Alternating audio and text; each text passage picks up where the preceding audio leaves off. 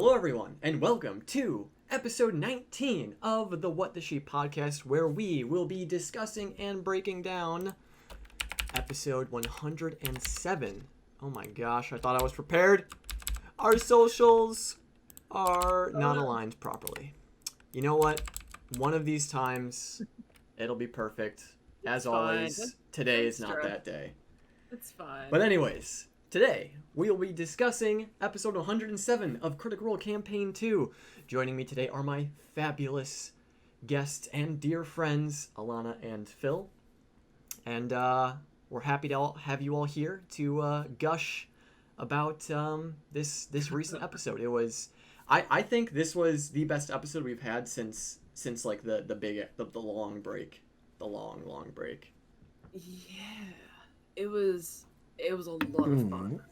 Like, yeah, it might have just been because there wasn't as much kind of deadly pressure, but yeah, it was great. It was very enjoyable. Yeah, it felt like there was a lot of improv and a lot of not much of it was nailed down. Especially like when Matt brought out the map and they were like, "Well, when did you have time to make a map? When did you do that?" And he's like, "I did it at the break. I'm a GM. That's what I do." Break, of course. But yeah, it was nicely organized, nicely randomly organized. Mm-hmm. Episodic episode. Yeah, I agree.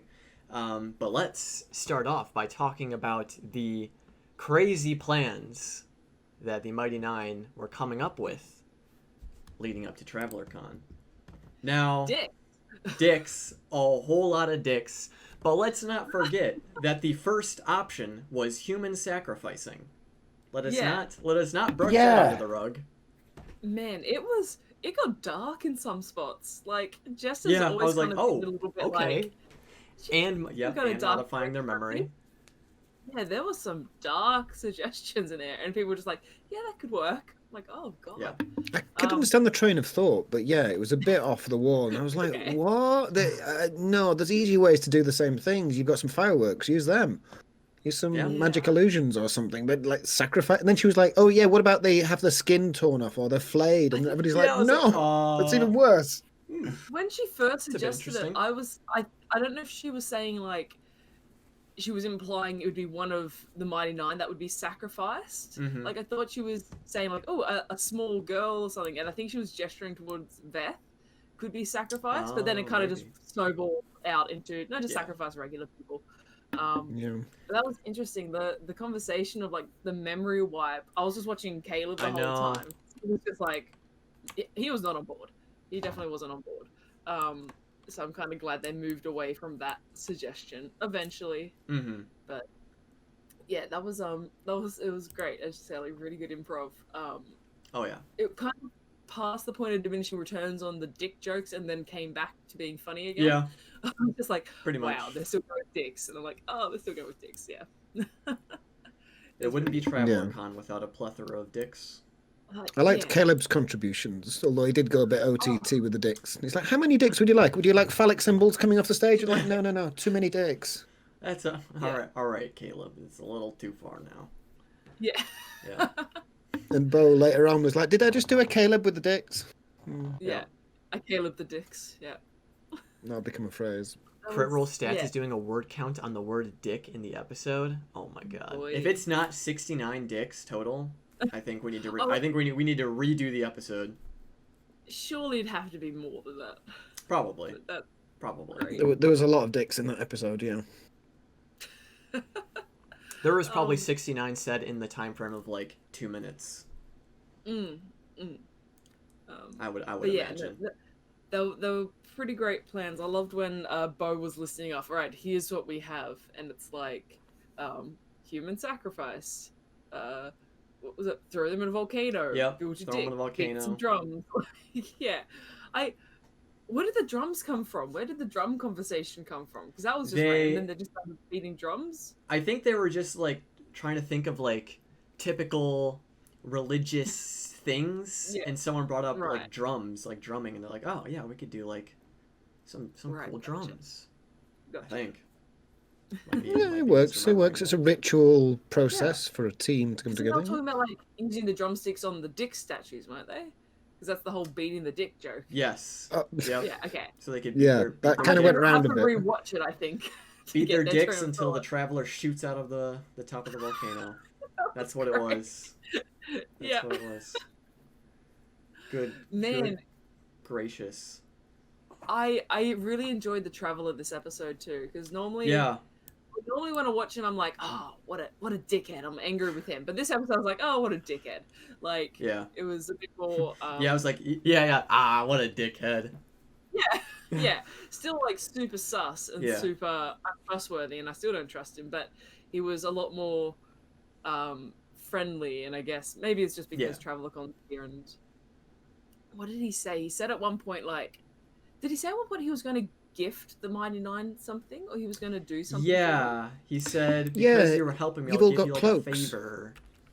Yeah, he checked that they all had cloaks, and they went, yeah, we've got them. So I'm wondering if something is coming. I feel like the Traveler was foreshadowing a lot in this episode. He was dropping really subtle, like, one-liners. And I was like, oh, okay. But this is his entire escape plan. True. Yeah. Sorry, Alana, what did you say then? Oh no, there was a lot of things that he said were super ominous. Like, I remember live tweeting it, but I can't remember what it was in response to. Yeah. But he said at one point, someone said something, he goes, oh, he laughed. He's like, oh no, I just found that very funny. But it was about a really serious topic, and I should have rewatched it. It was Jester's immortality thing. She was like, you should just make me immortal. And he's like, I just found that. Why is that so funny? Like, that's an odd reaction to have to that comment. Right. Okay. So we're jumping really far into the episode here, but I do want to bring up in that same conversation more of like the weird like foreshadowing one-liners that our tagging was dropping. He was like, all good things come to an end. Nothing is eternal. Nothing will always be the same. Because Jester was like, you and I are going to be best friends forever. And he's like, well... maybe. Yeah. Yeah. So it's like, okay, Traveler, what are you planning here? But I will say... like that. I agree. I will say, I do like the Traveler more now after this episode. Because I think in this episode we got to see a bit more of like a non-Fae-esque side to him. It's like we didn't get as much of his snobby, like, oh, I don't care about you people. We got to see him a bit more involved, and we could see his like curiosity with how this is all going to play out and stuff. Yeah. So. Yeah.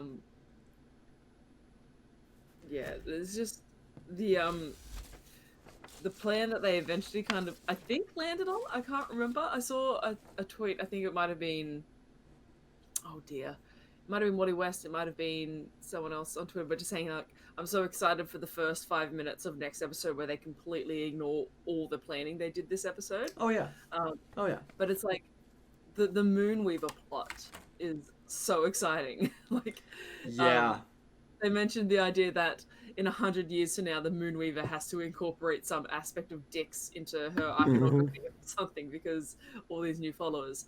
That's so clever. I'm so excited for that. 100%. But I'm also worried because, well, the Moonweaver's behind the Divine Gate, right? So she can't really, like, do anything. Yeah. She can't prevent what's going to happen, essentially. Yeah, I don't think she would. I don't know. She's kind of like, I think she'd be a bit like, that's pretty funny, you got me, sort of thing. Yeah. Hey. Like, be really pissed, but be like, good job. Well, it is what it is. I can't do anything about it. It is what it is. I will get you back. But yeah, I don't see her like busting through the Divine Gate to blow up the island or anything. Unless, I mean, this may just be the word moon, but if she's the Moonweaver, does she have anything to do with the two moons and the control of their orbit? If she happens to relinquish that control and one moon comes crashing down to Earth, that would be fairly bad. We need to get Kirli in here. Kirli is the resident moon expert. There's I'm dipping into like a campaign I play with my brother at the moment.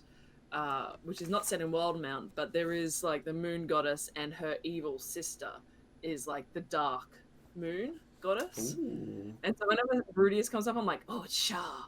Shah's in the moon. Like when it doesn't connect. did connect a little bit to this episode because Matt started talking about the weave, which is like the magic source in the world, and Shah created the anti-weave, and I'm just like, what if there's an anti-weave in Wildmount? That'd be cool. Anyway, that's a bit off. But anytime I think of the moon and the Moonweaver, I think, is there a counterpart? Is there a... It's not in the book or anything, so I doubt it would be, but... Yeah. I get concerned when you say things like that because you're our GM in Hit Dice Heroes, and I'm like, she's going to be getting ideas from this shit. Like, Port de Marley was mentioned in this episode, and I was like, oh shit, he's talking about Port de Marley. We're going there next. Don't give her ideas. Oh no.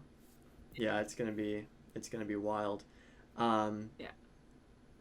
The only way we can get answers about the moon is if we just go to the moon. Like, Matt. Sure. Matt, the ball is in your court. Just take Space exploration, critical role. Yeah, let's go sci-fi. We could do like, okay.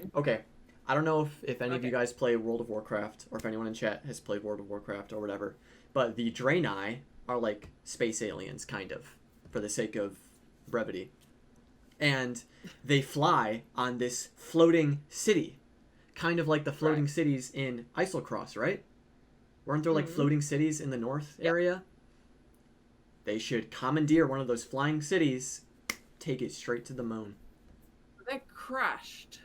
I think they're not. Then they will have to go. They'll have to go to the djinn that they freed and call in that favor. Yep. I saw it the other day. Someone brought it up on Reddit. I was like, "Oh dang, that'd be cool." Well, but I think they're probably just forgetting about that. Could Essek not teleport there? I think if they need to go to Islecross, they're either going to do some travel, which would be great fun, or they're going to ask Vesta Rogna for a lift, because she's the one that kind of recruited them to go there. But I mean, Gith have floating cities in the Astral Sea, and they're kind of like space aliens. I mean, space alien is kind of tautology. And what are the other ones? There's the Githyanki and the Githzerai, is it? Yeah. Flayers and the bad ones and the good ones. Mind Flayers. Did you say Mind Flayers are the good ones?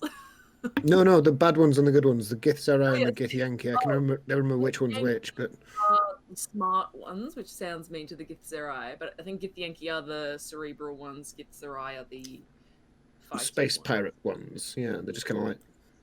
And if that's wrong, like the treasure planet pirates. Oh yeah, 100%. Yeah, 100%. Like you are 100% correct.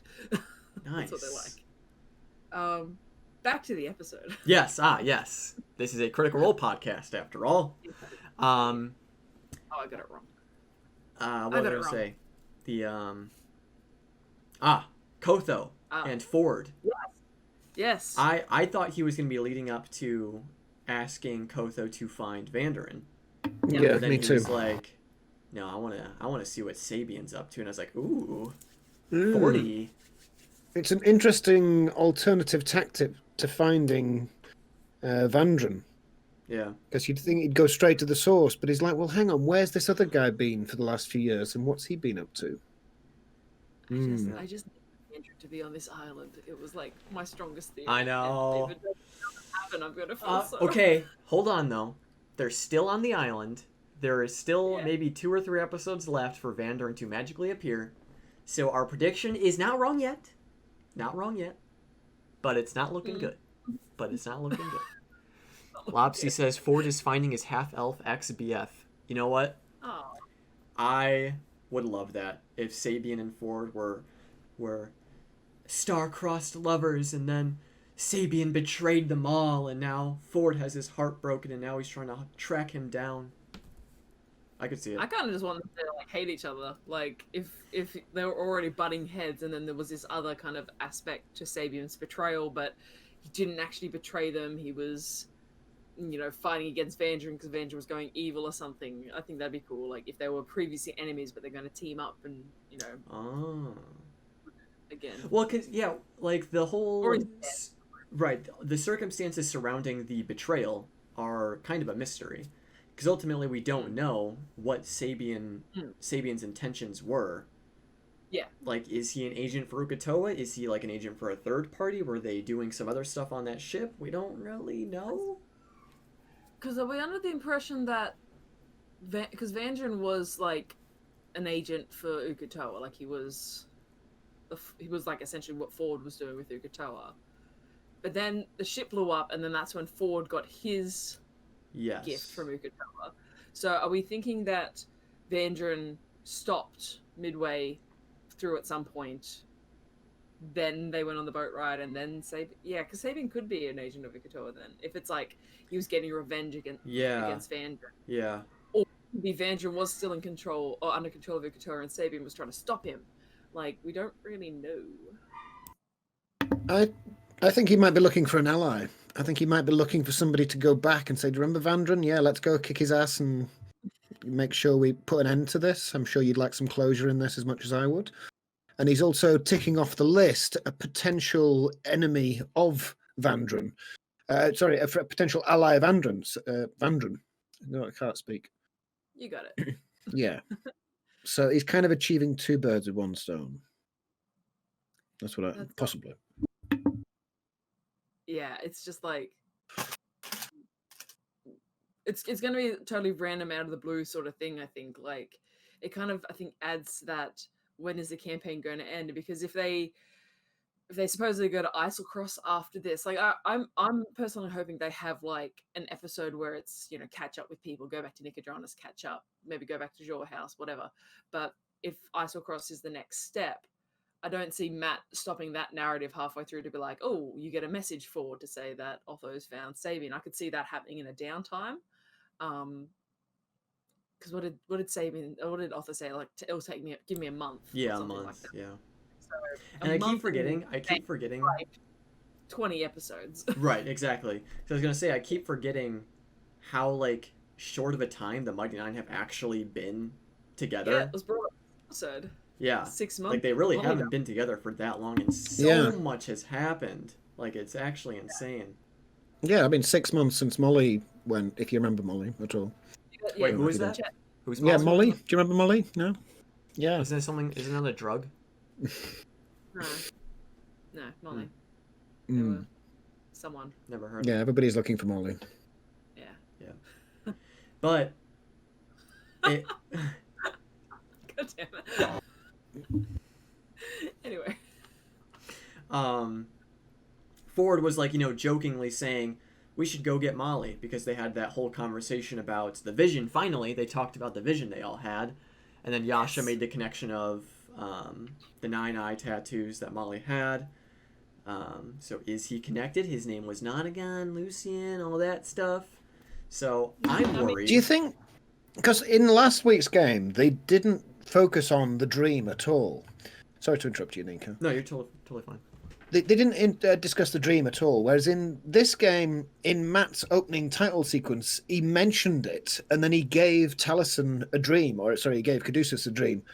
Do you think he chose Taliesin or Caduceus for that dream for a specific purpose because he's good at working out puzzles, he's good at getting to the bottom of things and role-playing it through, rather than the others which may try a different tactic? I don't know if he's tapping into Taliesin's remarkable years of wisdom.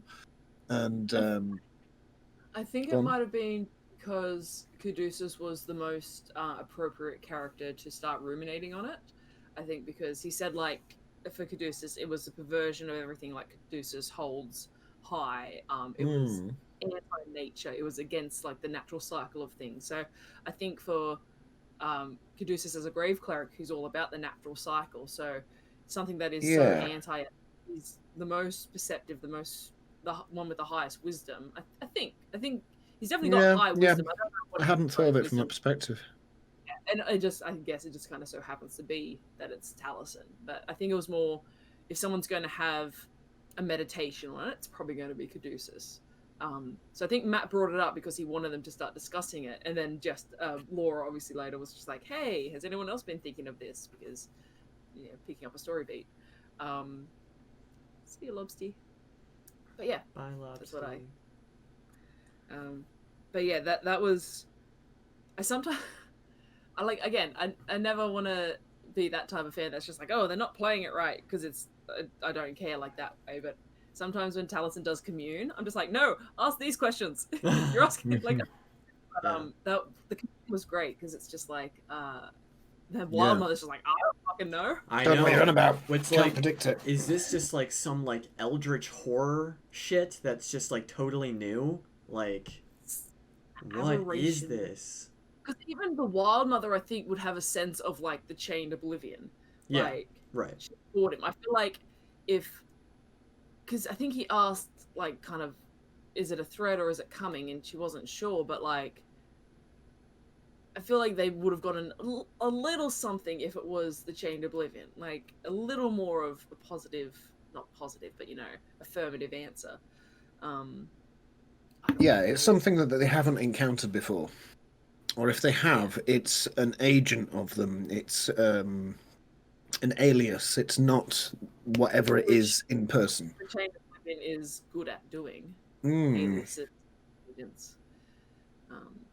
People in chat. So is Molly the chained oblivion? There you go. Solved it. That's why I was rewatching it. Yeah, people in chat are talking about going back to Molly's grave because they just said I am worried. I'm worried that the grave is going to be empty. Yeah. And he's going to be back. Yeah.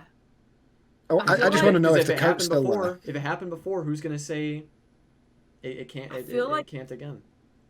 Okay, so I know that before, for like story RP wise, it was his class that did that. Like the Blood Hunter has to go through like some crazy ritual like that, right?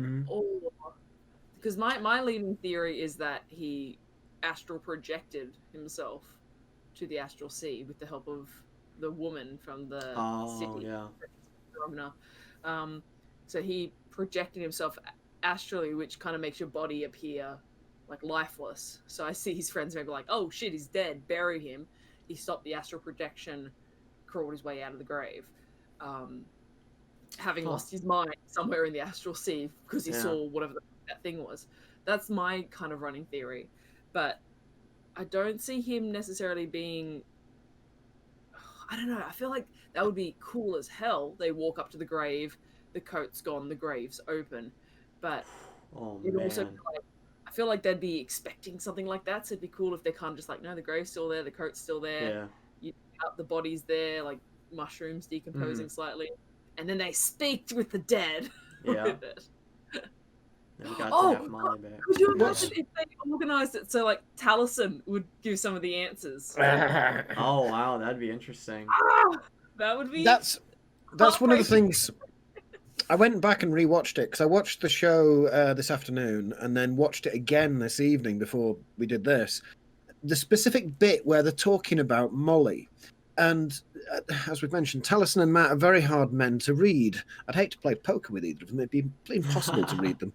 But there was a bit where Matt brushed his forehead and then played around with his chin, and I've not seen him brush his forehead like that before, and I thought, is that his tell? Is he prepared? Is he making sure that there's no beads of sweat on his forehead before he sets into this explanation?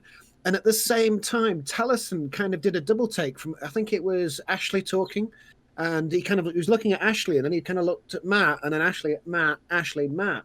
So there was some kind of correlation going on in Taliesin's mind. Taliesin knows something that Matt's told him that I think might have been in the backstory for Molly that has now since expired because Molly sadly is no longer with us.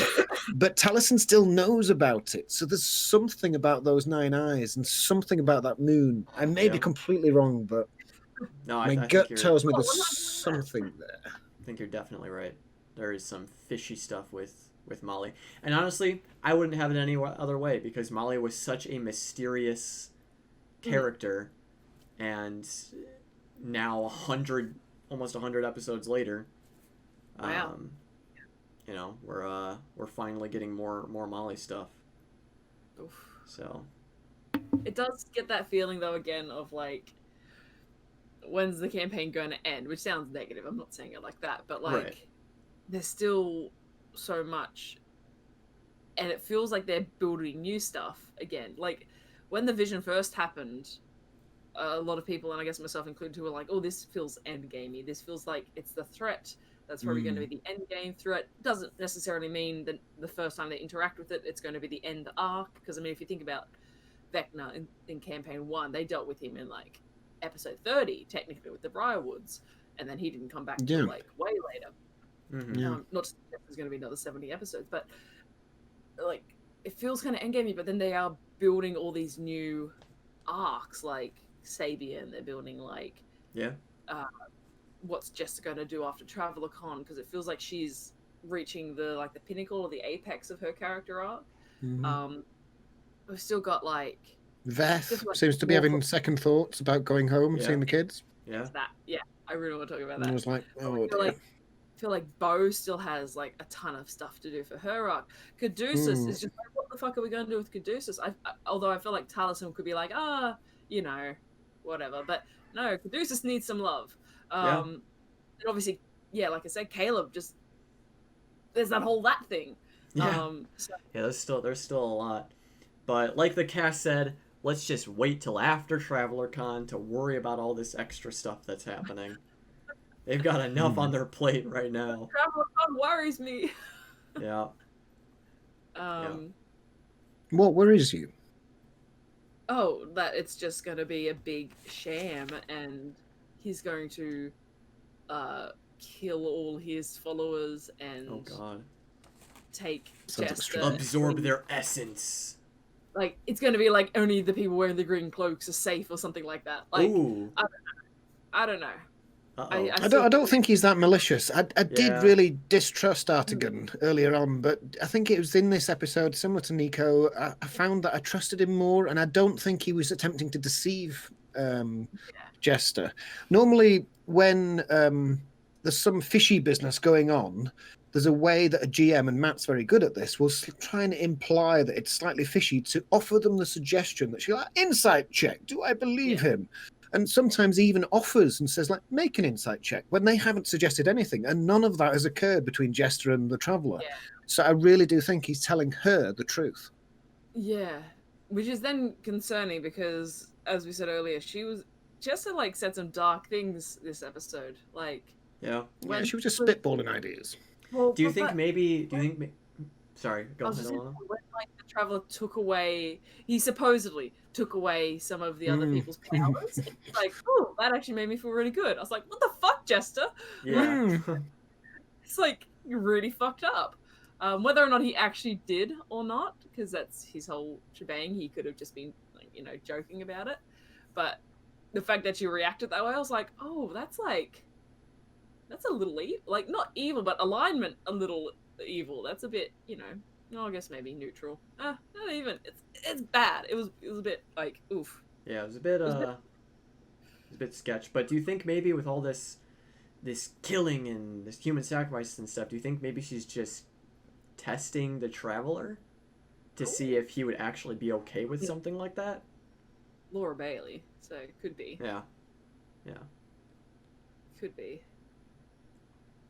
I mean, hopefully Jester doesn't have an evil arc. Because I feel like that would just... That'd be terrifying.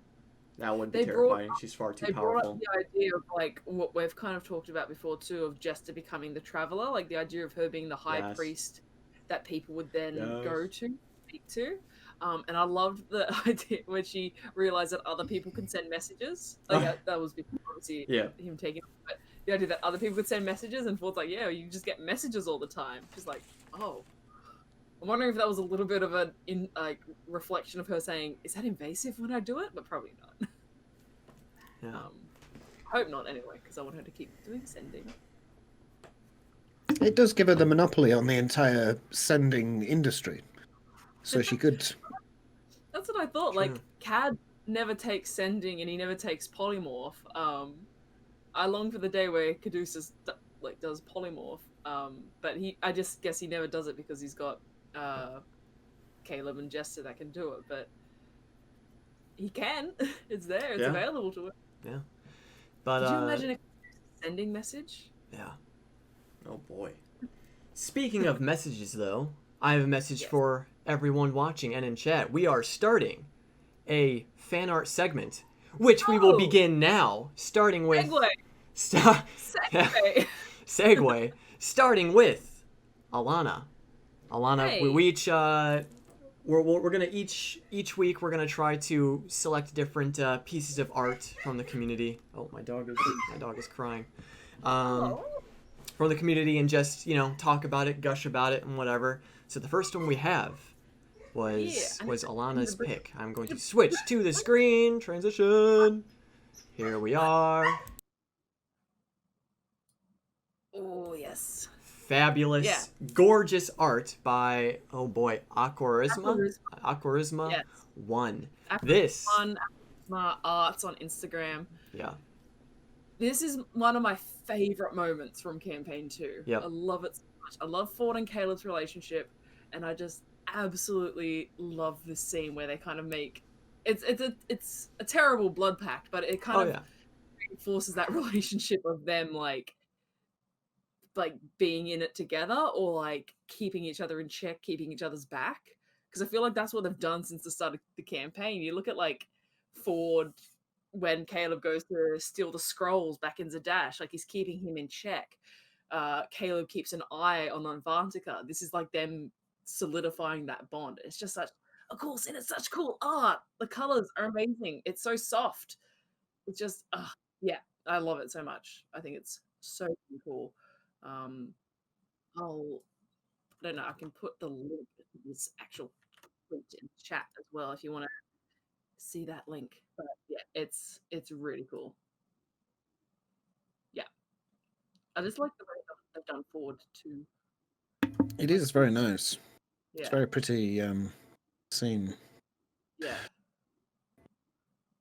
I'm just looking for the one. I'm not that as prepared as you two about this. I enjoy the artwork. I just don't get as into it as you guys do. I don't know how you keep up with it all, to be honest. Twitter. Okay. Oh god. Art is wonderful. What do we do? We just talk about art. Just talk about art. Rule of thirds and no art. Oh, well, that's art. Anyway, yes, no. Check out this art. They do actually an amazing Essek as well, Aquarisma. They've got this really excellent one. If you go to like that link and then just check out their profile, they've got this amazing picture of Essek and Caleb like wearing full kind of Kryn outfits, and it's just he's taking care of his dog. It's such a great artist, and I've only recently started following them because I saw this I saw their Caleb and Essek art, and I was like, yes, I want to follow this person. But Jeff, definitely go check them out. It's so cool. Alright, I'm back. Had to tend to the puppers. But yeah, this is great art. And I just love how they're so serious. Like they have like a mutual understanding of what they're doing, and it just makes the scene even more like intense. And that's what I'm saying, because I feel like in that scene it was a bit of like, hey, let's activate this tablet, but it was also more than that. It was the we are kind of together on this. Oh, yeah. I love that scene because I rewatched that scene a few times. I just always love that. And Jester in the background, like, what are you doing? What the hell are you guys doing? Yep.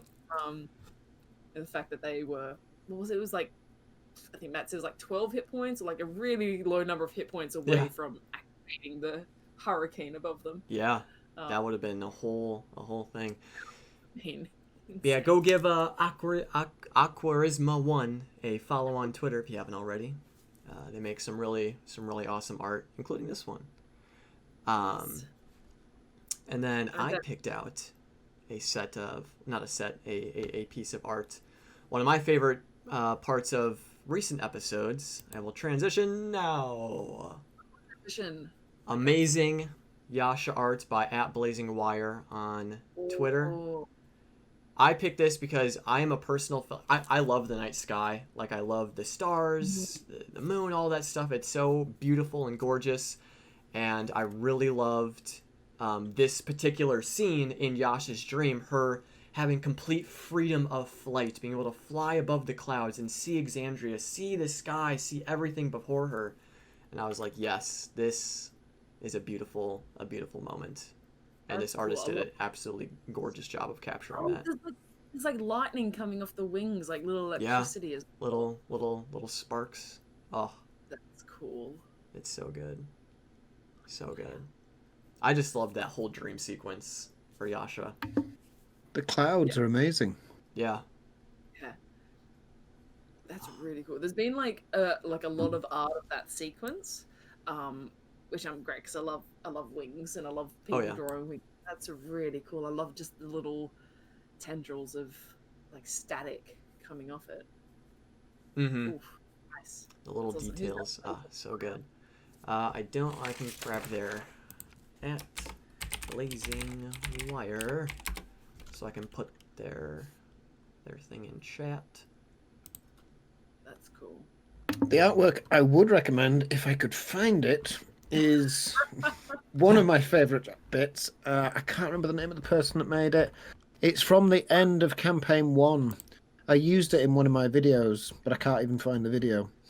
And yeah, just like typing Critical Role to my channel, just stupid. It's all of the NPCs. It's got all of Vox Machina in the middle. Yep. And then it's got everybody else around the edges. And yeah, I always get a rush of emotions when I watch that. And I'm like, oh my God, there's that guy. And there's that guy. There's Gilmore. And there's Quackthulhu. And just everybody's in it. It's incredible. It's not the anniversary poster, is it? Or is it? It was adopted by Geek and Sundry for one of the final shows, I think. Because it had an advert at the bottom of it that. Oh. Linda Lithen, was that it? Is it a huge long one? Is it the? Yes, I think I know the one you're talking about. Yeah. That's yeah. But such gorgeous fan art. I am always blown away by the talent of the critter community. Unbelievably amazing. So yeah, that was our little fan art section. A good first run through. We plan on doing that pretty much every episode. Maybe we'll add in a few other segments and stuff. But GIF of the week. Yeah. We will bring back GIF of the week. Yeah. We can't let it die. Yeah. Yeah, maybe. I'll put that on the list of things I'd like to add. But I guess moving on with the episode, they did a lot of I guess they didn't have downtime, but they just did like a montage of sorts of things they wanted to do to set up for Traveler Con. Obviously, Caleb going above and beyond with the program images, super gorgeous. He's really been there for Jester, wanting to make sure it can go as smoothly as possible. And that's not just my Widow agenda, spreading the word of Widow Jest and stuff. I genuinely think Caleb really wants to support Jester through this whole thing. So it was really nice to see. That's something that's happened to me this week. I have completely 100% boarded the magnificent yacht known as the Boyasha, and I will happily let it sail wherever it wants to go. I really do want to see that ship get going. A yacht. Like, for me, it's like a broken down fishing boat. Yeah. No, it's a magnificent yacht with golden rails and white sails. Yeah, I appreciate the imagery, but they're just like disasters. I'm like, they'd just be on a shitty little boat, but I'm also for that shitty little boat. That's Whatever kind of vessel they set sail in, I just want to see them go. Yeah. Yeah. Widow Gender. That's pretty. That's what it is. Yeah. What was I gonna say? And Yasha being in charge of putting together the arts and crafts area, also really wholesome. If it's just like confirmation bias, but I feel like Ashley's playing Yasha very like a lot lighter. This past, I felt like she was a lot more like engaged and a bit more like I guess energetic or kind of just happy. I don't know, like she was very, very friendly and excited, and it was good. It was nice. It's like you can actually see that change. Yeah. I was thinking about that. This is one of the first times we've seen Ashley relaxed in character playing the game for a long period of time. Because even in campaign 1, there were hiatuses where Pike was using Skype to come in and she wasn't able to make it, and the story had to change dramatically as a result. We know episode 42 when Percy reached into the vault for the armor and it killed Vex. Sorry, spoilers if you didn't know that. Spoilers. And spoilers after yeah, we already said it. She's our mid-show spoiler warning. Yep. Every time she comes back in, she has to go. I think all players do. They take like 3 to 5 sessions to kind of feel comfortable and like, okay, I know where I'm going. I'm happy with my team. I'm like, well, yeah, okay, I know where I'm in the world. I know what my backstory characters. And you don't want to be the person that's kind of, look at me, I'm here, I'm back. Spotlight on me, please. Come on me. She's been they're all very collaborative, and she's taken her time to wait for that moment to say, wait for Matt to introduce it, basically, and give her dreams and segments like that to refer to. Yeah. So I'm really, really enjoying Yasha's story more and more and more, because Ashley she's getting like Travis in that she's becoming comfortable with the whole scenario. I think prior to this, she might have been a little hesitant. Yeah. Not fully committing because she was afraid that it was going to look silly. I don't know what the reasons were, but and it's interesting that we're getting to see her character more now after like one of her arcs, like, because there could still be more for Yasha, but like she's had a major arc, she's had this major event in her storyline, and now we're still like learning about her, we're still like finding these new things about her. But I guess that maybe is just because the nature of her arc was like transformative. It was something new. But I'm excited to see more from like the Stormlord. Like although I don't know if anything will come from that. It might just be that she continues to be like a warrior of the Stormlord. But we don't know his involvement in her past. Like, right. Did he just like save her from the Chain of Oblivion the first time? Like, I assume so, but we don't know the details. Exactly. There's so much still to explore with Yasha's character. Yeah. But yeah, which is good. We're not short of things to do. Oh yeah. Yeah. Add it to the list. Yep. It just keeps growing, and we actually got our TRex fight this episode. Yeah. As you know, for a T-Rex fight. Not what I expected from a T-Rex fight. But still peak D&D. However, I will say that Bo getting one shot by the T-Rex would have been very cool. Obviously scary because yikes, she's in its mouth now. But just imagine, like, because I mean before that they're kind of just like absolutely demolishing it. Like it did not have a single chance in hell to win out in this fight. And then if there was no Ray of Enfeeblement, and Taliesin, or if Caduceus was not in range to negate the critical hit, it would have been like, oh shit. This T-Rex just did 100-something damage to Bo. Yikes. He never uses standard enemies. He always up-arms them and gives them extra. It's an albino dinosaur, and you're like, oh, it's strange. It's going to have extra powers. And he mentioned it to Caleb, and he's like, I'm looking at the T-Rex, and it doesn't have this. And he's like, yeah, this is not a normal T-Rex. Yeah, it's the Endorex. Like, yeah, it's the Endorex. Oh dear. I feel like he had it sleeping with kind of offering them chance to get a surprise round, but like you said, it was the ray of enfeeblement really stuck it, really kind of hurt. And then Sentinel, obviously, like, I'm trying to think of how different the fight would have been without ray of enfeeblement, and it's starting by charging them like through the forest. Yeah, we got a run start. Would have been very different, I think. But like you said, I love how they were kind of enjoying it. They're having so much fun, and then when they realized the amount of damage it could have done, the critical, they're just like, oh shit,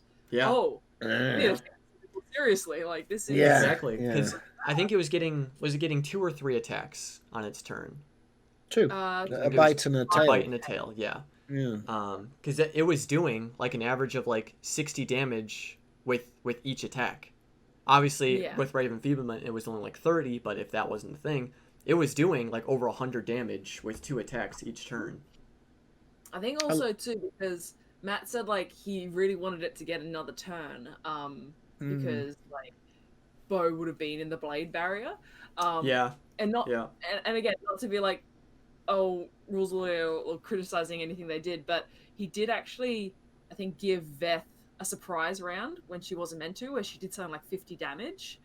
So I'm thinking back, like, oh, if Veth hadn't gotten that surprise round damage, it still would have run its turn. And I'm like, but you know, it's still really fun. But that blade barrier is scary. That is a nasty spell. Holy moly. Yeah. Jeez. It was a very traditional Matt Mercer setting. I love the way that Matt sets up his battlescape and he says, here's the map, here's the creature that you're fighting. Where would you guys like to go? What would you want to do? And he gives them a bit of preparation time and allowed them to make that. But halfway through it, he always introduces some new element that they haven't discovered, either the weather or backup or allies. And I love the little birds. And he says, like, there's these little birds feeding them. It's some kind of symbiotic relationship. And they all go, oh, shit, new information. Factor that in. Shit, we've got to be careful with the birds. What do we do? And that is excellent at DMing. Yeah. I love that. You think you've got the battle mount sorted, and then something new happens. You're like, oh, change plan. What are we going to do now? They're falling out of the tree.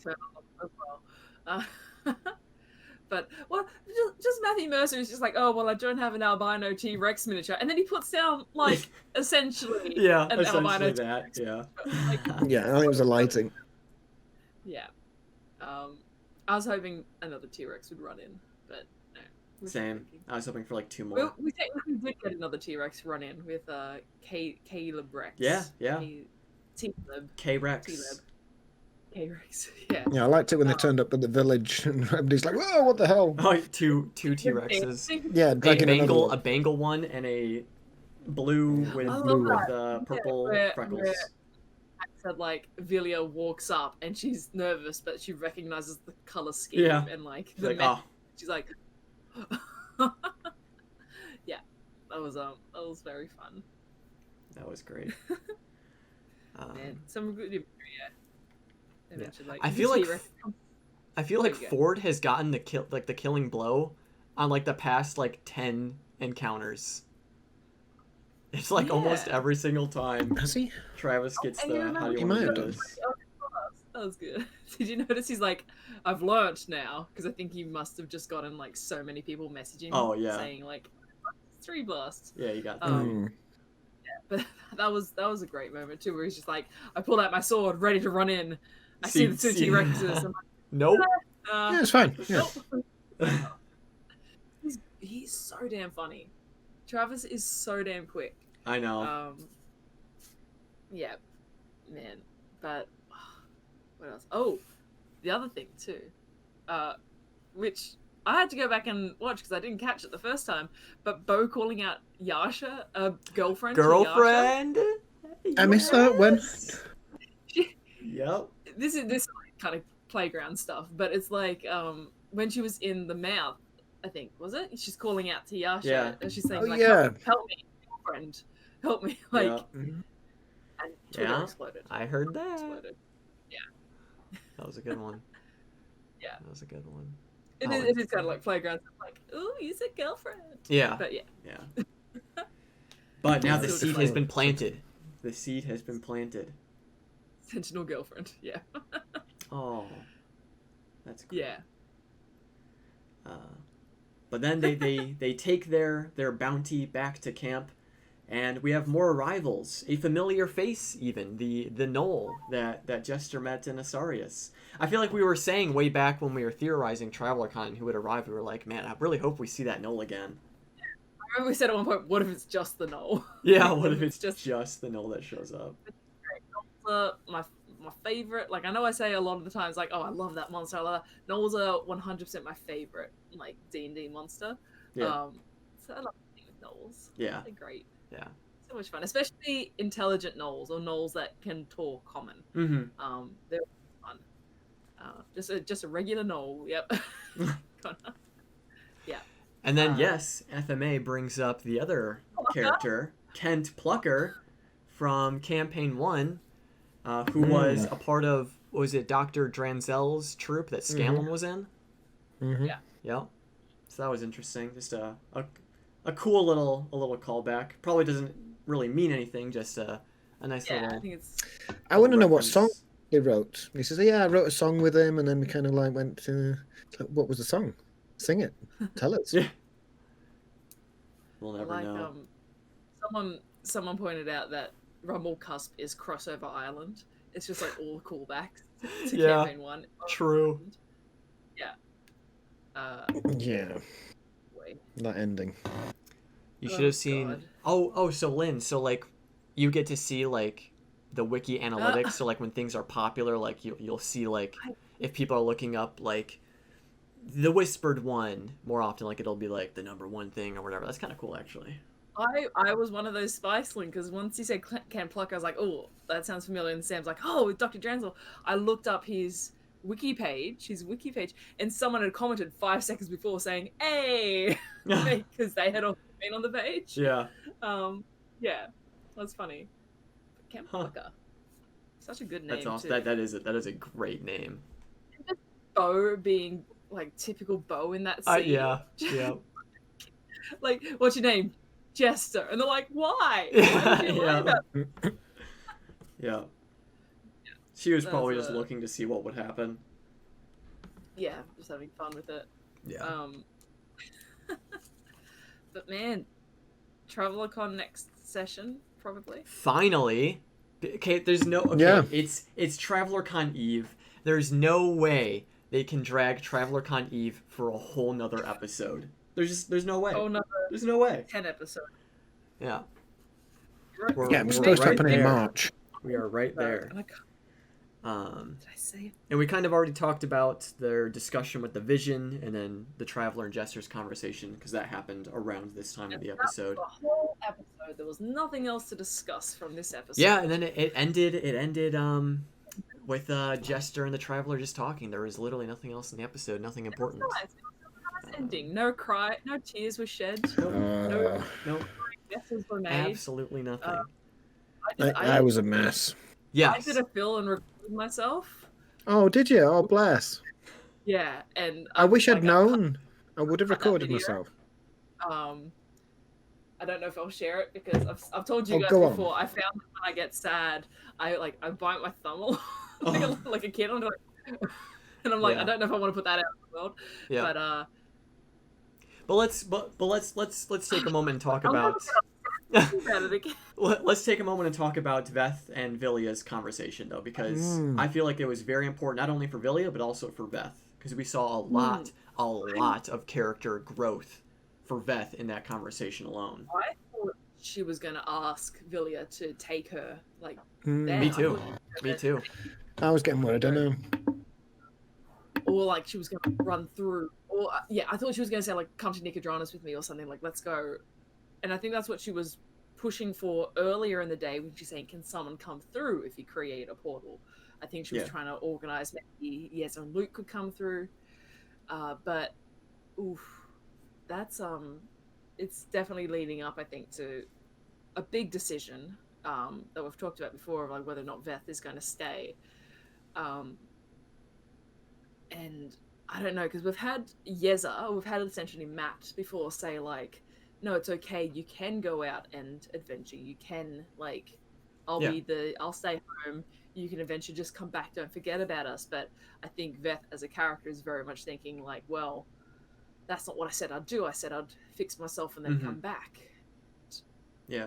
I think it's going to be a really hard conversation after TravelerCon, unless something really bad happens at TravelerCon, like they're all teleported to the Feywild. Exactly. Oh man, that would be wild.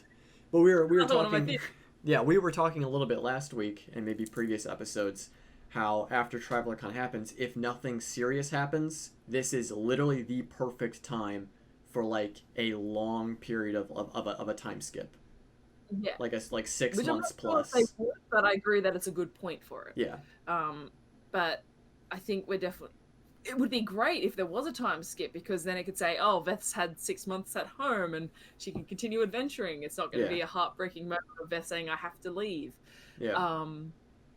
But now I feel like they wouldn't do it or make it a bit of a shorter time skip, because now we have the Sabian plot line that started. But that could also be something that is done in a time skip, where it's like you get all this information in the time skip, and now that we're back to real time, you can decide what you want to do with it all. What if they did a time skip and they went back to Vox Machina during that time? What do you mean? How do you mean? I mean, you know when Sam did the "What's my mother's name" and brought in Scanlan left and Tyrion came in, there was obviously an in-character plot moment, pivotal moment for that to occur. Do you think Matt is planning the same thing again with Veth, and that Veth will exit? I mean, I was thinking like he could say, "I want to go home to my son to make sure that he does not forget what his mother's name is." Which is obviously poignant and on a number of meta levels for Matt to say something, and it would give an exit strategy for Veth to go back to the family, and then for him to come in and say, "Here is a new character I've made." What if they've all intended to do that, or if they've all intended to go back to old characters? Well, that's the thing. I don't want Beth to leave. If she does, I want Sam to play Tarry because he lives in Wildmount. He'd be perfect to join the Mighty Nine. I know he's like level 17. We can get over that. But if Sam leaves again, he needs to bring back Tarion and be like, "Hey, I've got a new character." That would be good. Oh my gosh. Like, well, even take the Derrington Brigade, taking them on another adventure, taking that one shot and expanding it into a more of a campaign that supports the Mighty Nine. I like the idea of the Darrington Brigade being like their one-shot campaign, essentially. Like, I've always been like, I prefer it when the live shows aren't campaign specific. Like, it's not that I don't like those episodes. It's just they're harder to enjoy in some aspects. Just because if it's video or audio or audience participation, which is great, it's just I feel like it changes some of the scenes a little bit. So when it's like a one shot, it's a little less. It's probably also just jealousy that I can't be at the live show because they're in the States and yeah, Nico's been. It was that one. amazing. If they ever have an Australian live show, they'll probably be in like Melbourne or something. Like, ugh, God. Yeah. But anyway. What else? Did anything else happen in that conversation? I don't think. It was just like a little conversation of like your child like remembering you, that uncertainty of to Veth, as always, is like Veth is like a great person to talk to when they're being serious, but they also don't sugarcoat things. Like the fact that she was talking really plainly with Vilya. Oh, the flowers, yeah, we'll get to that. But the fact that she was talking really plainly with Vilya, like saying how like I'm worried that my son won't like know me growing up, and it's worse for you because you don't even know if your family's there. And at the moment, I was like, oh, that's kind of like a harsh thing to say, but she doesn't sugarcoat things. She is like, she lets people talk through the issues. She doesn't lie about it. It's like, no, that is an actual serious concern they have. And I'm not sure if it was because earlier in the episode they got very close, I felt, to addressing Keyleth with Vilya. Because they're like, oh, just send a message, we can scry, that sort of thing. And I think Matt was like, no, I'm not either ready for that or that's not how I want it to go. So he kind of turned it down. It's like, I wrote in my notes, like, Keyleth, so close, like, way early in my notes. I don't know, maybe if that was Veth trying to get to a similar situation of like, well, you don't even know about whether they're still there, should we find out? But I think it was beautiful the way it led to them saying like, do you think they would mind if I left without saying goodbye? And that comment from Veth of we oh dang it, I should have written it down, but it was like we've all got unfinished business, or like we thrive on unfinished business. And all of us have left without saying goodbye to someone. Just like, fucking hell. Yeah. See, I when he when Beth said that, I mean, he was like, we thrive on unfinished business. And I was like, yeah, Geladon, Asharnai, I've got all these other things, Uktoa. Stuff enemies that pissed like, off. yeah, that tracks. That tracks. But the flowers, the flowers, so good, so good. Yeah. But I love how she particularly gave Yasha a flower just because she noticed that Yasha likes collecting them. I was like, oh, that's so sweet. I thought it was interesting the way she referred to Ford as the newbie. I think means that's he's like like- the newbie of the Wild Mother. Yeah, he's a new Yeah. paladin, isn't he? Yeah. Because I'm wondering if she didn't really discuss it much, but perhaps she's a follower of the Wild Mother. Keyleth was never super religious. In fact, she had strong feelings about gods, if I remember correctly. Was it No, Keyleth she was. or Was it not Melora? No, she wasn't. She wasn't like kind of anyway connected with Melora until she got the Spire of Conflux. Yeah, And they were yeah. dealing with the tree and everything. But I feel like Keyleth was always just like, gods, fuck them, sort of thing. They think they're better than us. Am I remember that correctly? She hated gods for a while, yeah. So I'm wondering if Vilya was actually a follower of the Wild Mother or something. I mean, she's a druid, she's nature. Yeah. It doesn't kind of go too hard to say that she's somehow related. Yeah, makes sense. Seemed to be some correlation in what she said to Veth as well. Mm-hmm. Yeah. But no, the flowers were lovely, and then I just cried. I just cried for the rest of the episode. Yeah, and then we had Yeah, me too. We had Vilya teleporting back home, and we got to see such a brief moment, but it was so beautiful and so powerful, and just it was honestly everything I didn't know I wanted to see. Yeah. When I think I will post the video, but because I was checking out K3, when he mentioned cherry blossoms, because I in my head I was going to think he's coming out of a tree away from Zephyr. I thought we were just going to get like a spanning view of Zephyr. And then he's like, the cherry blossom, like, that's in the middle of fucking Zephyr. Like, that's the town center. And I was just like, oh. Yeah, crying, tears. Yeah. Yeah, I was watching Marisha, and she was slowly there was a point where she just, her eyes flooded with tears, and you could see them welling up on the bottom of her eyes, and then they were just trickling down her face, and at the end she's like, yeah, that got me a bit more than I was expecting. You're like, you're not the only one. Yeah, I was holding it together until I saw Marisha breaking down. Yeah.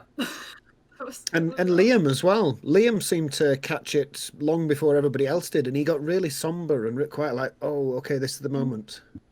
Any time it's been like Keyleth has been brought up, he's watching Marisha. Like, I feel like you can kind of look at their eye lines. He's watching Marisha, I think, just because he loves Keyleth. Like, we all love Keyleth, but he definitely loves Keyleth. Special bond. Just so beautiful. So beautiful.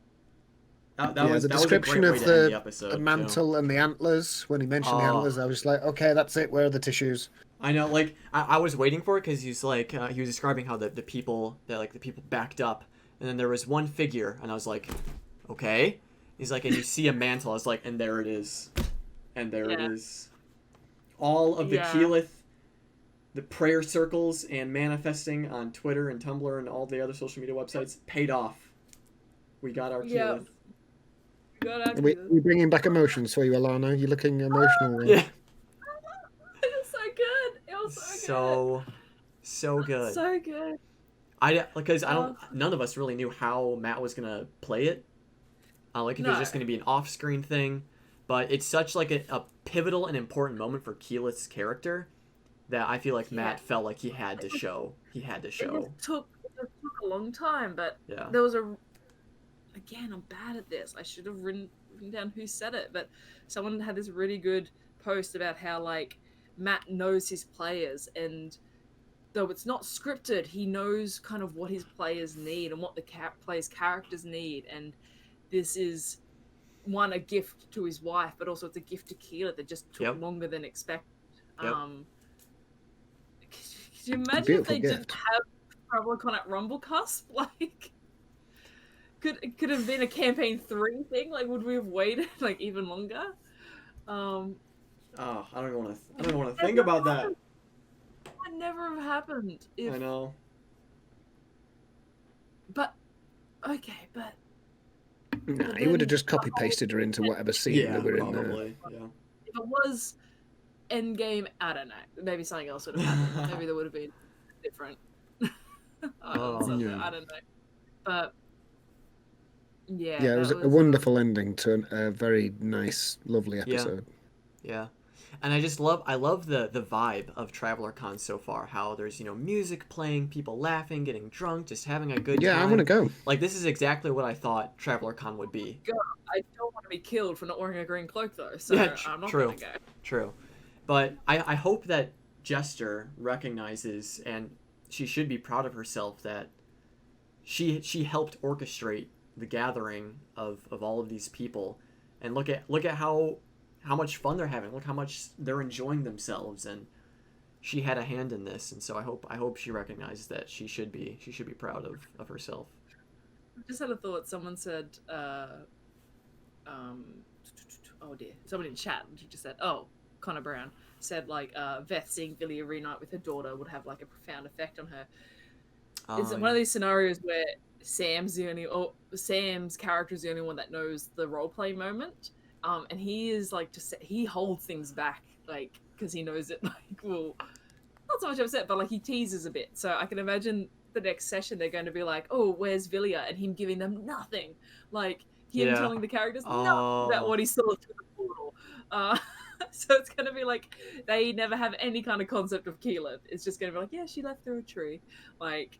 Obviously, the players will be like, "Oh, we want to know, tell us about the daughter." But I could see Marisha / Bo, like let's say, Veth does describe what she saw, and there was this gorgeous woman with these antlers and the mantle. I could totally see Marisha or Bo saying, "She sounds hot." Sounds hot. I could totally see her pulling something like that. Oh, but. It begs the question too, like, is Vilya going to tell Keyleth about the vision she saw of this impending doom? Is she going to tell Keyleth about the Mighty Nine? Right, exactly. I love the idea of, Keyleth's like, oh, Vox Machina, come back together because my mum's here. They're all talking and Allura's there. And Allura's like, oh, this band of, weirdos saved me. Allura's like, wait, what? Who? Record scratch. Yeah. Wait. Yeah. But that's always wishful thinking. Yeah, but I could definitely see maybe in the future they come across Allura again and she mentions something along the lines. Or, exactly. Yeah, yeah. Oh, it was so wonderful. So good. It was so wonderful. So good. And I was so happy after that episode. Wasn't prepared. I thought maybe she would stick around for TravelerCon. Yeah. So it was just when. They said she's kind of sitting by herself, and Sam said, I'll go speak to her. I was like, oh, I've been waiting for this conversation because, Mum's Club kind of talk. But that's when I started to think, oh, this could be it. And, it's beautiful. It's good. Yeah. Just waiting for that moment for so long. But any other talking points of the episode that we may have missed? I'm looking through my notes right now just to make sure I covered everything I wanted to talk about. No, just Wally being an absolute boss again. Just Marius still alive, still pointless. Oh yeah, is a great line. Still pointless. Yep. Still pointless. There it is. Yep. Is there a Marius compilation yet of just every time people have shit on Marius? Yeah. No. That's for one of you two to do. Oh boy. It'll be super easy to find too. Just go to the transcript thing, type in Marius, and just look up every time Marius is mentioned, and just take the parts where they shit on him. I think that's what Kirley did with the Moon one, which is why everybody came out with like Ford as an alien. Yeah. Because you just sifted everything related to the Moon. Yeah. Man. Nah, that's such a wonderful episode. Yeah, 100% agree. So much.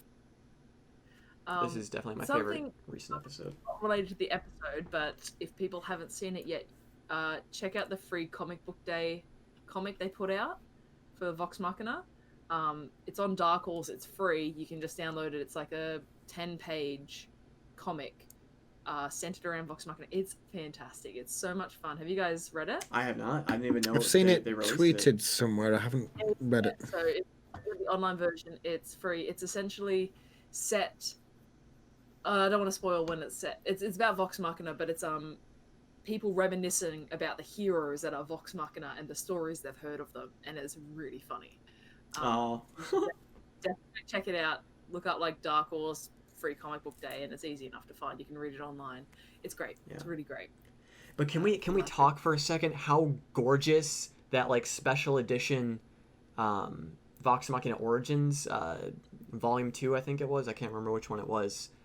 How it's like that red with the gold like foil. I don't know what Matt called it, but oh my, yes. Oh my god. Look at you. We are not worthy. It's like stuck in there. That's the only thing. I can't get it out. Like I want to order it just for that case it's in. That is so gorgeous. Oh, I tell you what I managed to get. Hang on, where are we? And this, the art it came with is wonderful too, which is the cover for the free comic book day. Wait, we have a red alert. We have a red alert. Oh. Lily Torringer. What is this about Brian's tease about talks coming back? Hold on a second. Yeah, right? I don't think I saw this. That's the thing. I don't think I saw this. Oh, you did it? You did it? I don't think I'm looking right now. I'm looking right now. He teased pretty heavily that like they were gonna bring it back. Looking right now. He said like, I miss talks. Let's do something about that. Oh, okay. I do remember him posting that. The current issue with talks obviously is that they film it 2 weeks in advance. So talks, they could film talks 2 weeks in advance. It just wouldn't be live. But I mean, they don't necessarily do too much live aspects on talk to begin with. It's like the giveaway and that sort of. So there's no reason I don't think that they couldn't do talks. Yeah. You know. Yeah. I managed to get some masks. There are reasons. They're very good. They're really, really nice masks. Since the world has gone mask crazy. That looks amazing with your beard, Phil. Yeah. Just stuff the beard good. into We it. can actually see where your chin is from that. Like, it's hard to tell sometimes where your chin is. Yeah, that's what my chin is. That's all beard. Right. You can use it as a filter. Tuck it in and use it as a filter. Yeah. I can do. Hang on. I can sometimes do this one. Oh my gosh. My God. Mm. That is amazing. I'm a strange alien from another planet. Yeah, fun with beards. Awesome. I want to grow a beard. I want a beard. That sounds fun. I want a beard too. What's going on? All I can grow is just some scraggly scruff. That's all I can do. Yeah. That looks gross after like 2 days of not shaving. Oh boy. But yeah, these face masks, expensive, like 20 quid for 2 of them. Like, fuck me, it's a Critical Role face mask, but yeah, they're really well made. They smell lovely. They're, yeah. Not sponsored, I've had 2 by the people way. ask me where I got them from, and I was like, they're Critical Role. Do you not know Critical Role? Here, go watch Twitch. Yeah. Yeah. Sink hundreds and hundreds of hours into watching this glorious show, please. Yeah. Oh, thank you. yeah, that's the thing.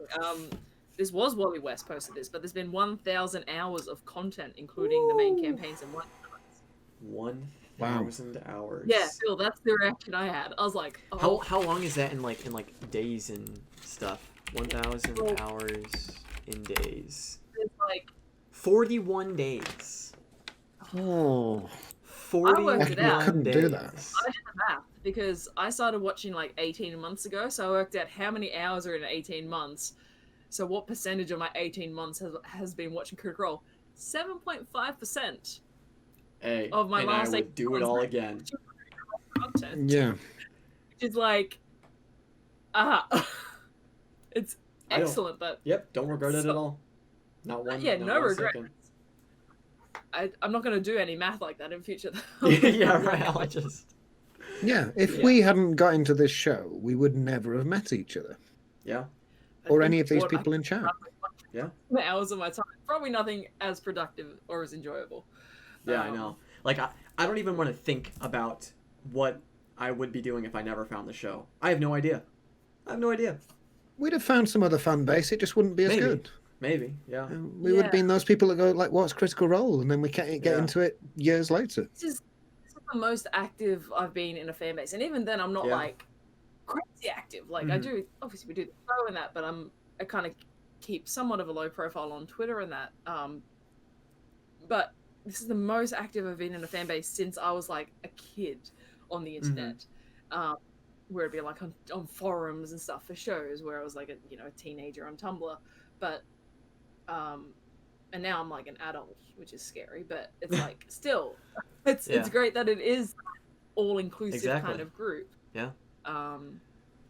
Yeah. And I think a huge part of it is because this is the same for me. This is the first fandom I've really fully delved into and all that stuff. And I think a huge part of it is that the community is so welcoming and so accepting of everyone from all wakes of life.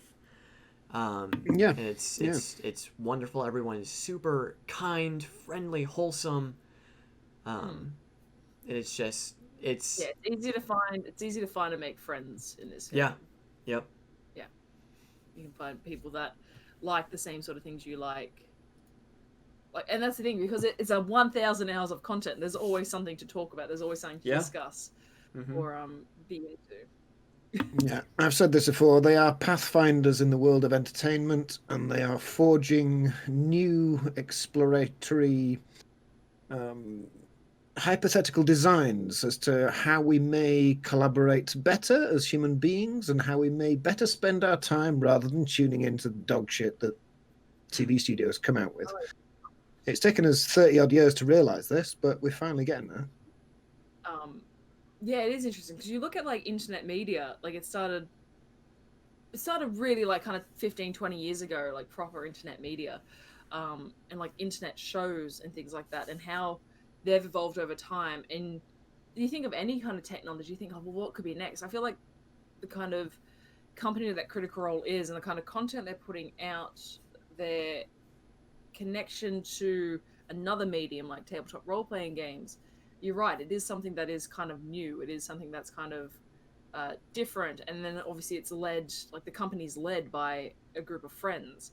The thing that it kind of reminds me a bit of is, and not to say they're direct correlation, but it reminds me a lot of like Rooster Teeth. I don't know if you guys were ever a Rooster Teeth. Like Rooster Teeth started in a similar way, but 15 years ago, or might even be close to like 20 years ago now.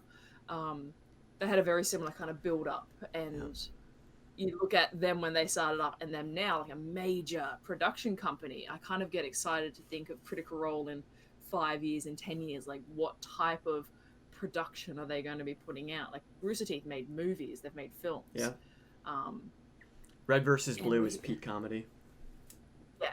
I haven't watched it in a while. I'm a few seasons behind, but their early seasons, I love Red. Absolutely the best. So Which funny. Seasons? That like the early, like their first couple of seasons. I was thinking of the Freelancer seasons, season 10 and 11. But anyway, great kind of stuff there. Yeah. They make really fun content, and like Achievement Hunter, Let's Play, Funhouse, they're all really great content. But it does make me excited for Critical Role, for like how it could expand. Like it is set around tabletop role games, but they've got the animated show coming out, they've got comic books, they've got all sorts of things. It's super exciting to think of where Critical Role role-playing video game, maybe? Critical Role Land. Critical Role Land. They still, I still think, want a job there. somewhere down the line, when they feel like they can make this step, they will make a legitimate Traveler Con, and that's what it will be called. Yeah. It'll be a convention just for Critical Role stuff. Yeah, that's the connection with Rooster Teeth. They have RTX. They've got their own convention. You can definitely see a Critical Role convention. With the momentum they've got now, it's almost going to be inevitable. Did you guys see, I presume you do, because I hope you subscribe to Critical Role. If not, you should do. The Legend of the World of the Legend of Vox Machina? Yep. When they were explaining about working, the first time they sat down to work with Titmouse, and they were like, we're a bunch of geeks. We sat down as friends and made a company. You're a bunch of geeks. You sat down as friends and made a company. Let's work together. And the affinity that they found together and working, and it's like, oh, we've got this idea. Like the lead designer is a critter. And he's like drawing things, and he's actually explaining things to the cast. And he's like, no, you didn't do that. This happened. And they're like, oh, yeah, you're right. How did you know that? It's like, I'm a critter. I know this shit. Yeah, that was a great 10 minutes. I've always had a issue with like in D&D, not so much an issue, it's not an issue, but I've always had a thing in D&D, or at least in any kind of media, especially in books, when I'm reading the description, I always think very small in my head, because I like to be able to picture people moving around on one big set in my head. So when they described Whitestone, when I first watched it, I was like, oh yeah, a little tree kind of thing and a little courtyard and the castle's just there. The concept art they showed for Whitestone and the Sun Tree, I was like, oh. Yeah, that it's sun tree is very much grand. bigger than I thought as well. And you're like, okay. And the castle's like way in the distance, and I was Mm. like, that makes sense because they talk about traveling. Whereas in my head, it's like Suntree Road Castle. Like, Yeah. so it's Yeah, just I know like, what you mean. I've got an image of what the town layout is like, but it's very different when you actually see an artist's impression of it. yeah, an anonymous gift. Oh, thank you for the anonymous the anonymous gift. Thank you. Anonymous that cheerer. Anonymous cheerer. Thank you. The scale of the sun tree. I can't wait for the. This sounds really dark, but the scene with like the bodies hanging from Ooh, it, or that's like, gonna be a good one. the giant fights. Like I hope we get that stuff because they've got so many episodes now. They've got 2 seasons of this, and it could be more. Imagine if imagine if it does well. It'll do well. Like it's a popular show. I am Okay. so excited for that. We're gonna have to have a separate like podcast for the animated show. Yeah, that'd be awesome. Yeah. That's gonna be so good. And then because for shows for Critical Role, it's hard to do like reaction cams because it's 4-hour episodes sometimes. Yeah. But for like 22-minute episode animated shorts, it's way easier to do like reaction stuff. So it'd be really awesome if we each individually did like reaction cams when we watch the episodes, and then when we do the podcast, we can go through and watch them. Because there's also way easier like fair use laws with like with shows that are much shorter and stuff. So yeah, we could work out the details and stuff there. But do you think we'll get it by the end of the year? I don't think so. I think it'll be. I don't think it'll be next year. Like next fall. I would imagine. Yeah. We might get a teaser. Yeah. Yeah, like a trailer. I could see that. Yeah. Yeah. Oh, that's exciting. But yeah, a lot of exciting things on the horizon. But with all that being said, if there's nothing else that you guys want to bring up, last minute, I don't think there's. I don't think there's anything else. My Thank you all for coming along and helping us discuss these wild possibilities. Yeah. And thank you to the anonymous gifter, as well as Beck Boops. I believe you also gifted 2 subs at the beginning. Super appreciate all the support. And if you are looking to support the channel, I do have a subscribe button. And if you have Twitch Prime, it's free. But you guys just being here and chatting with us is all the support I really need. It is so much fun every week to just be able to sit down and have these conversations. So really appreciate you all being here. Thank you, Jeff. Jeff, the stray dads. Thank you so much. Seriously means a lot. I believe with the subs today, we actually unlocked a second emote. I'm still working on the first emote slot, getting some nice commissions done. So I will update you on the emotes as I get more information, but I'm super excited about all that. But a huge thank you to everyone who's going to be watching this on YouTube or on our various podcasts where we have these available. Oh, thank you. Thank you, Beck, for donating or for gifting another sub to Lynn. There's a hype train. Oh, a hype train. Oh. I don't know what that is. I don't know what that is. Yeah. It sounds well good. done, everyone. Let's board the hype train. Well done, everyone. We're at 94%. We're at okay. We're 6% away from 100%, whatever that means. I do not know what that means. But seriously, thank you so much, Beck. Thank you so much, Jeff Stradad. Thank you so much, Anonymous Gifter. And thank you, everyone, so much for just being here. We will be back next week for our episode 108 discussion, where we will be hopefully discussing Traveler Con finally. Swag and I, thank you so much for the subscription. 100%. Oh my god, we're at 100% hype train. We get it. What do we get? Do we get an actual train? Audio listeners watching this now, they're just like, what the fuck is happening? Yeah, I know. They're so confused. Hey, this is the perks about watching live, is you get to see all this extra stuff. What the fuck's a hype train? Yeah, what is a hype train? No, seriously, literally from the bottom of my heart, thank you guys so much for the support. But yeah, hopefully nothing terrible happens for TravelerCon. Hopefully it's just a nice, clean, happy, wholesome festivities of just pranks and gloriousness, and everything goes smoothly. I don't see how anything could possibly go wrong for TravelerCon. It's gonna be fucked. Yeah. Oh, I guess we didn't really have our wild theory segments. Did we have any wild theories? I guess mine is that Molly's grave is going to be empty if they ever go back to it, because he's going to be up and about again.